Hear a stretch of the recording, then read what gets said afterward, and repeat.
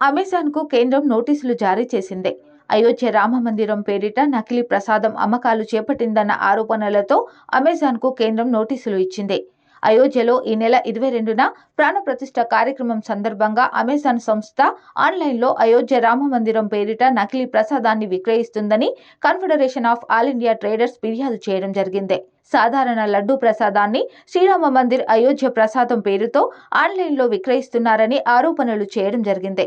తప్పుడు ప్రకటనలతో ప్రజలను మోసం చేస్తున్నారంటూ అమెజాన్ పై ఆగ్రహం వ్యక్తం చేసింది. సిఐఐటి ఇచ్చిన ఫిర్యాదు మేరకు వినియోగదారుల హక్కుల పరిరక్షణ సంస్థ అమెజాన్ కు నోటీసులు పంపింది. నోటీసులు అందిన వారం రోజుల్లోగా స్పందించాలని, లేకపోతే వినియోగదారుల రక్షణ చట్టం 2019 కింద చర్యలు తీసుకుంటామని అమెజాన్ కు హెచ్చరికలు జారీ చేసింది.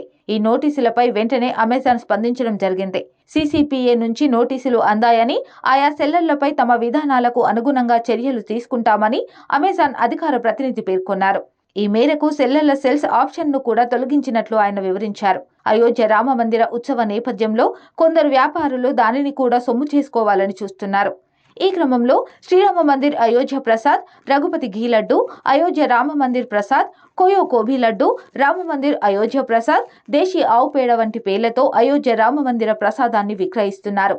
కేంద్రం నుంచి నోటీసులు అందుకోగానే అమెజాన్ వాటి సేల్స్ ను ఆపివేసింది.